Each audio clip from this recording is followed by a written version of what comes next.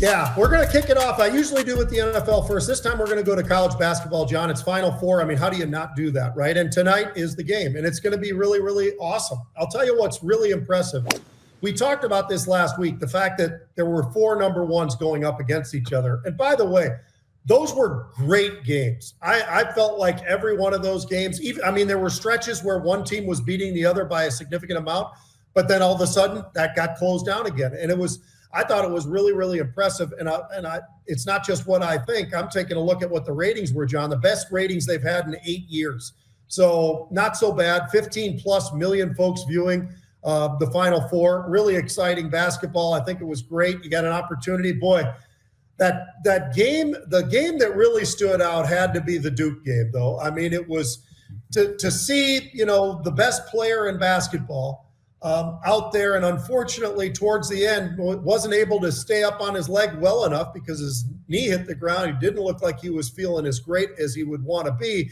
Got up a little short on the shot and all, but I'll tell you what, great game. And the defense of Houston and how they play aggressive, very physical basketball, and the coach is just as physical as his players.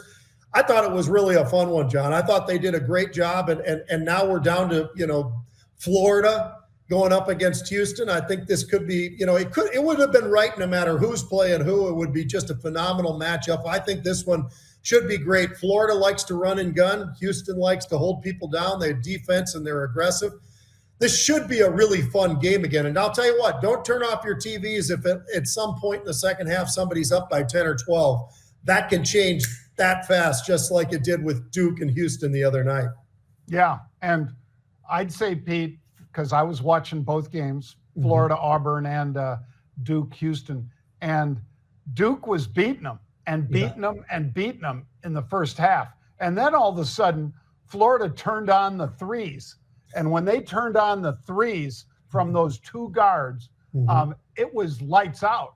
Yeah. It really was. And that's when I got worried. I didn't have any bets on the game, but that's when I really got worried for Duke, because they had no answer. They could not stop, nor could they defend the guy that's shooting it from the top of the key and just draining it. They were just pumping in threes.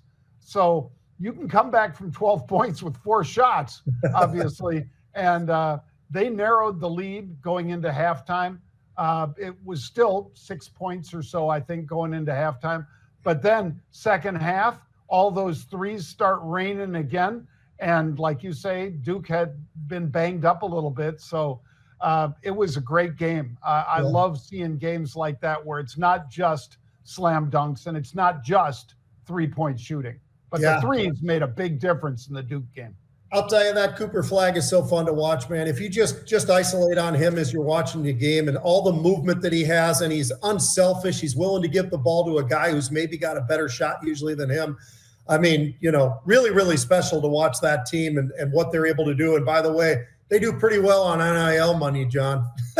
They don't do. It isn't very difficult down in Duke to say, hey, look, we need another 5 or 10 million, guys. 5 million. Cooper Flag alone, Pete. Right. All right. So for the NFL, we got the draft coming up, and it's getting closer and closer. And I just thought I'd throw this one out at you, John. And I think you'll agree, but you'll have to tell me. So we always talk about the quarterbacks, right? I mean, everybody's excited about Cam Ward, and is he, the right guy here? Is Shadur the right guy there, and all the rest Jackson of it? Dart. How about we forget about some of those guys for a minute? How about this? I think the 2 biggest impact players in the draft will go in the top 10. They're going to come from the same school. They're both going to come from Penn State. And one of them's on offense and one of them's on defense. John, Tyler Warren, the kid who's not only a tight end, he's also a fullback, he's also a tailback, he's also a wide receiver, and he can do absolutely anything. I wouldn't be surprised if the guy can throw the ball like as good as any quarterback. I mean, he's 6'6", 260-pound tight end, had 104 catches last year. 104 for a tight end. I mean, think about that just for a minute. 8 touchdowns, not so bad. And then Abdul Carter on the other side of the ball, on the defensive side of the ball. I see this kid, and I stood next to him at the Gopher game this past year, and I'm looking at him just thinking, first of all, he is a big physical guy.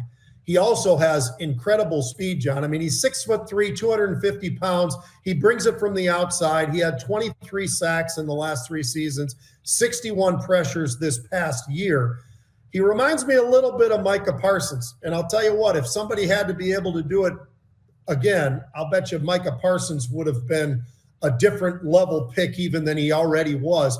These guys are so good. I don't care what teams they go to. I think they're going to influence the teams that they go to that fast. It's going to be really, really quick because they are game changers. And people would probably say to me, Pete, the one guy's a tight end.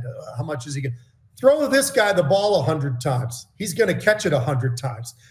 He's that good, and he's got it. He's got the ability to do so many different things that I think from an NFL perspective, if you're a GM out there and you're even debating it, just pull the trigger and do it, because this guy will be on your team for the next 10 or 11 years, and he will be one of the best tight ends in the NFL this year. And then year after year after year after year. So I think the world of these two players, and I think they're the two biggest difference makers in the draft. And I think wherever they go, doesn't matter where it is, wherever they go, they will change that team.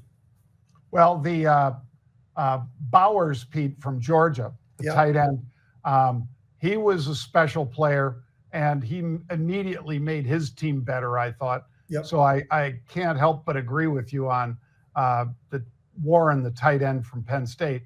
I would add Ashton Gentry to the list, Pete, because as you said to me last week, did you see his pro day?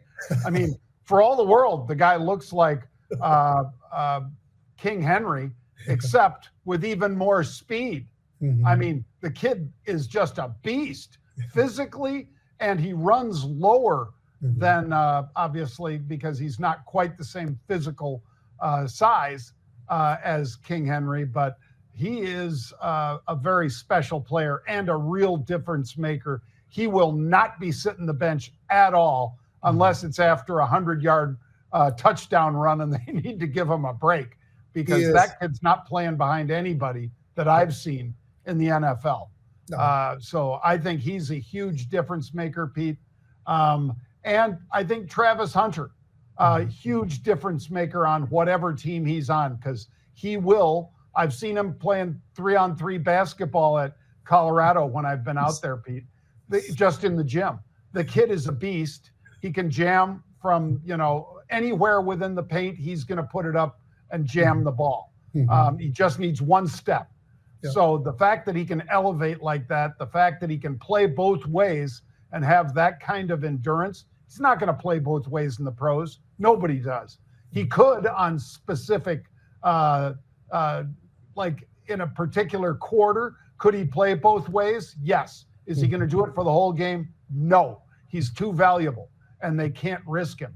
But as a wide receiver or as a defensive back or as a kick return guy, this guy's special, and he's a difference maker. So I think I would put Ashton, and I'd put Travis Hunter on your list too. Yeah, Travis Hunter, you're right. He's the real deal. And I'll tell you what, you're right on that running back, because he's bigger than Barry Sanders, but he's got that short sort of side to him where he's harder to tackle, quite frankly, than Derrick Henry is. I mean, King Henry is big, he's going to run over people. And you're scared of him as a linebacker because linebackers have gotten too small in the NFL, and he's bigger than every one of them.